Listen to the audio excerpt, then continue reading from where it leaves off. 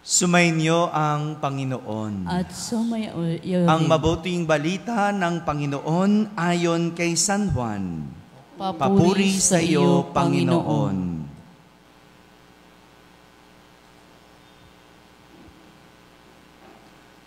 Noong panahong iyon, muling napakita si Jesus sa mga alagad sa tabi ng lawa ng Tiberias.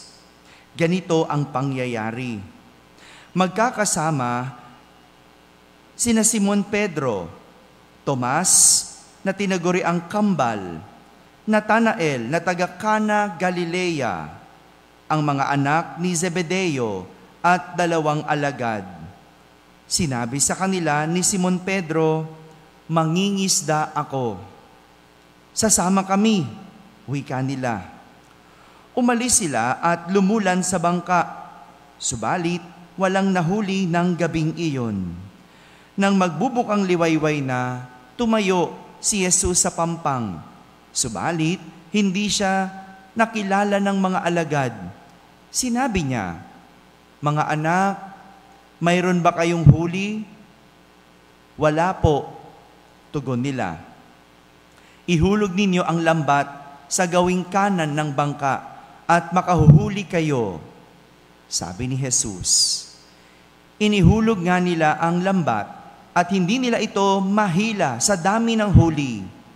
Sinabi kay Pedro ng alagad na minamahal ni Jesus, "Ang Panginoon iyon."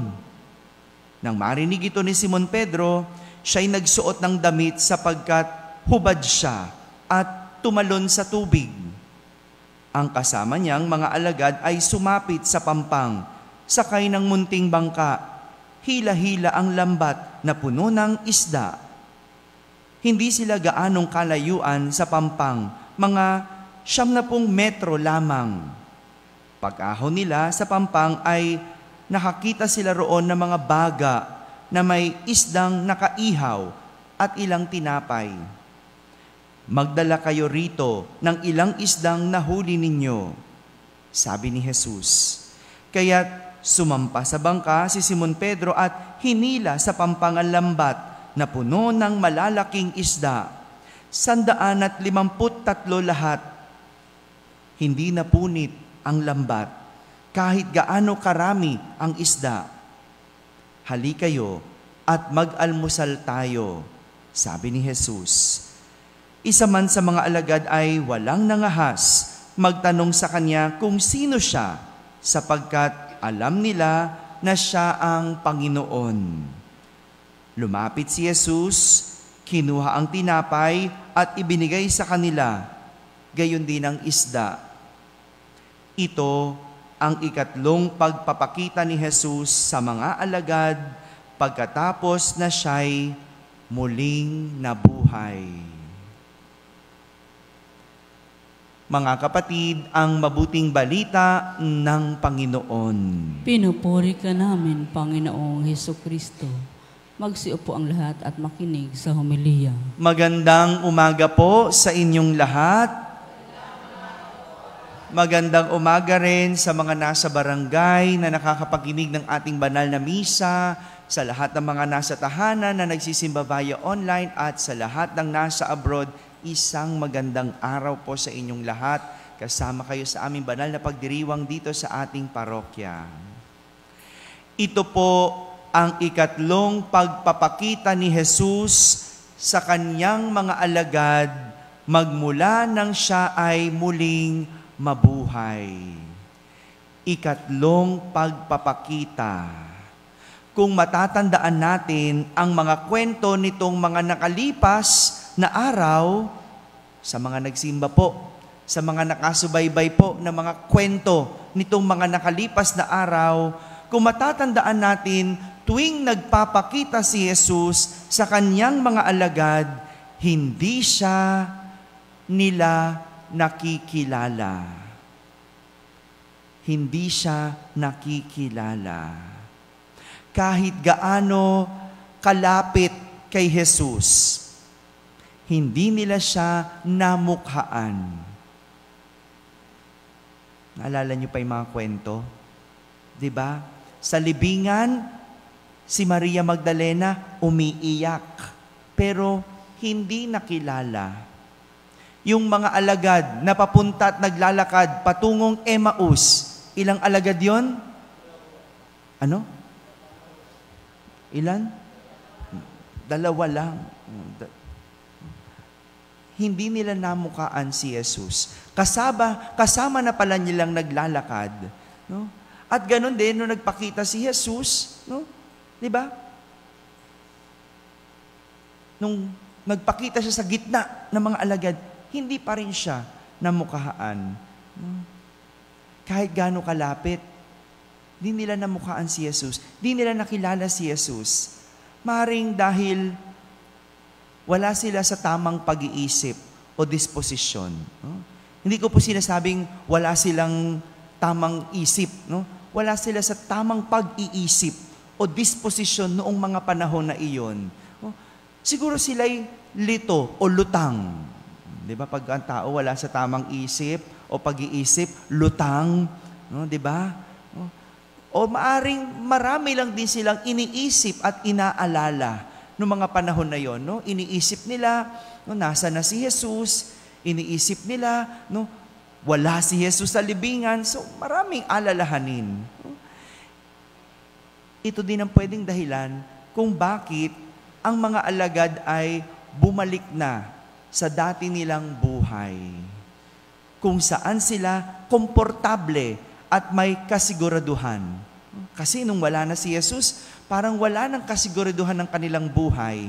Nung wala na si Jesus, hindi na naging komportable ang kanilang buhay. Bakit? Kasi natatakot na sila. Nagtatago na sila. Samantalang noon, hayagan lang silang palakad-lakad, palibot-libot. Pero noong wala na si Jesus, nagtago na sila. Kaya ito yung dahilan kung bakit yung mga alagad bumalik na sa dating buhay. Ito yung buhay nila bago pa nila nakilala si Jesus. Ito ang isang bagay na magaling sila. Hindi nila kailangan mag-isip. Kayang-kaya nila ang lahat. At ito ang buhay ng pangingisda. Mga dati naman silang mangingisda eh. Di ba? Pag magaling ka na sa isang bagay, ay naku, hindi mo na iniisip yan. No? Kapag magaling ka na sa isang bagay, hindi mo na inaalala kung paano. Kasi alam mo na eh. Di ba po? No? Yung mga dating accountant dito. O, di ba? Pag bumalik ka sa trabaho, alam mo kung paano gawin. No?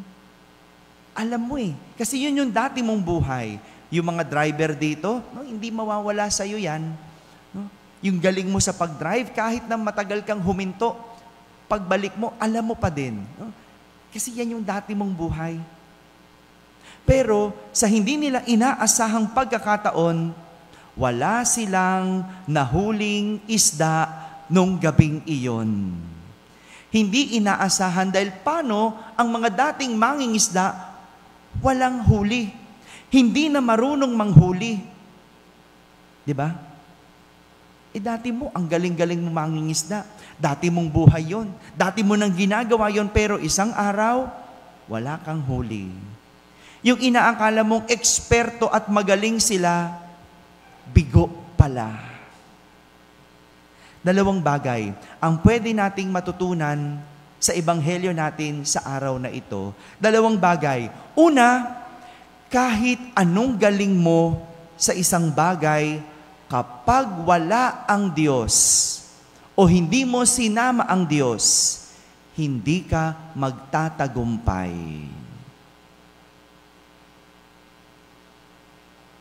Ang pinagkaiba ng buhay ng mga alagad nung sila ay mangingisda pa lang, sa buhay nila ngayon na mga alagad na sila ay dahil kasama nila si Jesus. Kasama nila ang Diyos. Dati kasi, nakadepende lang sila sa kanilang sariling galing, sa kanilang sariling lakas, at nakadepende lang sila sa kanilang sarili. Ngunit, matapos nilang makilala si Jesus, natuto silang umasa kay Jesus. Natuto silang sumandal kay Jesus.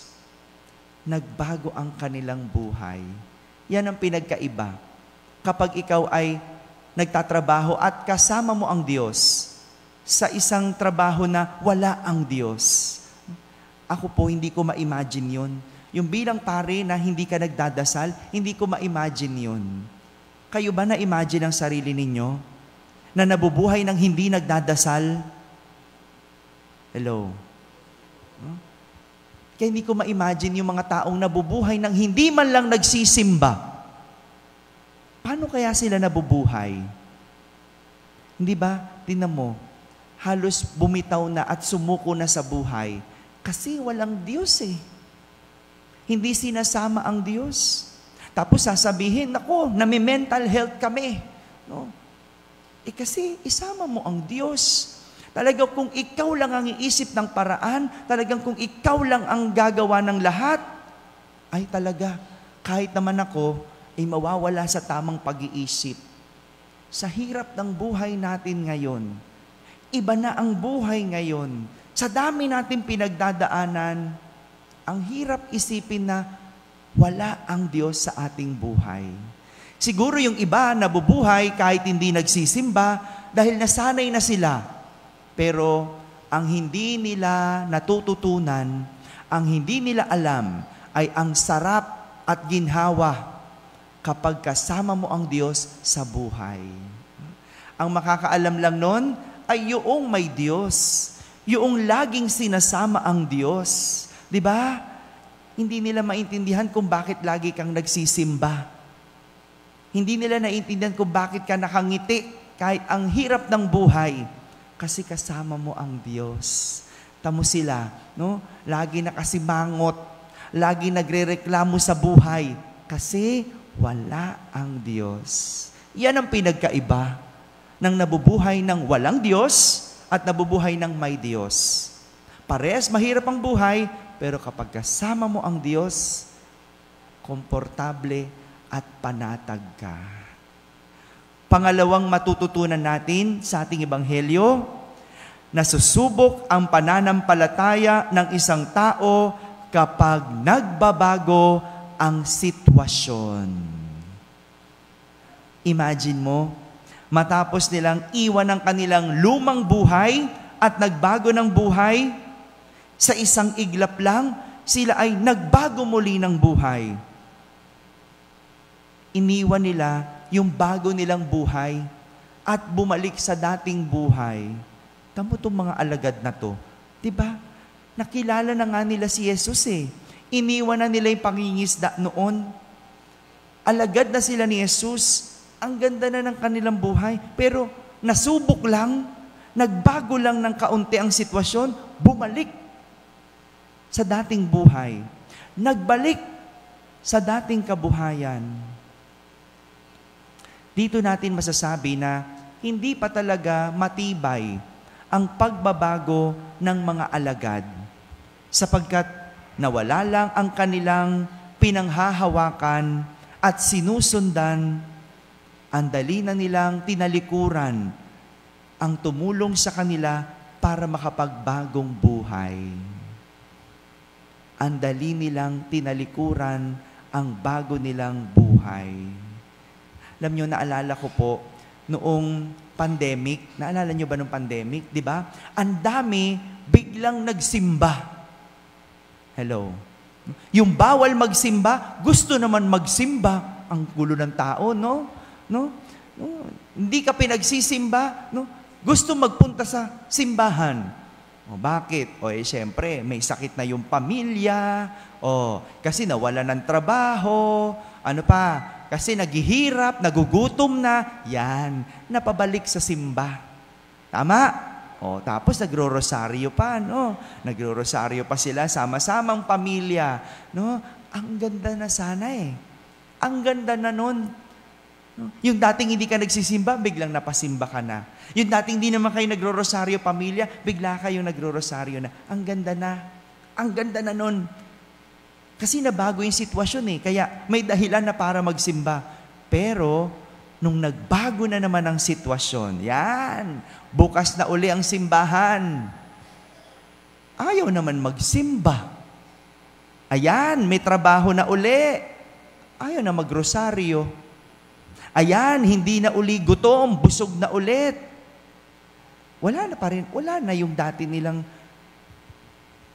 na bagong buhay. Di ba sayang? Nabago mo na eh. Natulungan ka. Gumanda na uli yung buhay mo. Umayos na yung buhay mo. Nabago lang ng kaunti. Kinalimutan mo ulit.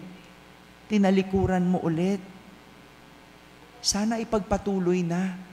Sana mas patatagin pat palalimin pa ang pagbabagong buhay. Mga kapatid, itong dahilan kung bakit si Jesus ay muling nabuhay para paalalahanan ang lahat na siya ay buhay kahit hindi nakikita. Siya'y buhay kahit hindi natin nakikita. Si Jesus ay kasama natin. Kahit madalas, hindi natin siya namumukhaan. Kahit madalas, hindi natin siya nakikilala. Kasama natin si Jesus.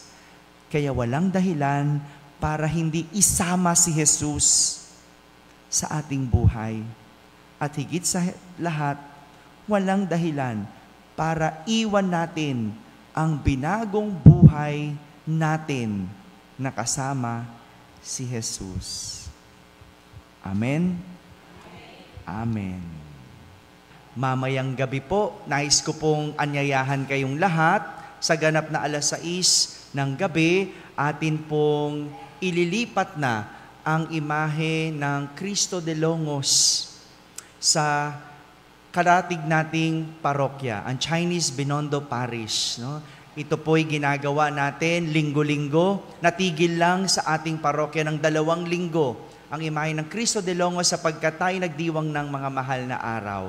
Ngayon, ipapasa natin ito sa ating kabikaryato na simbahan sa ganap po na 6:00 ng gabi.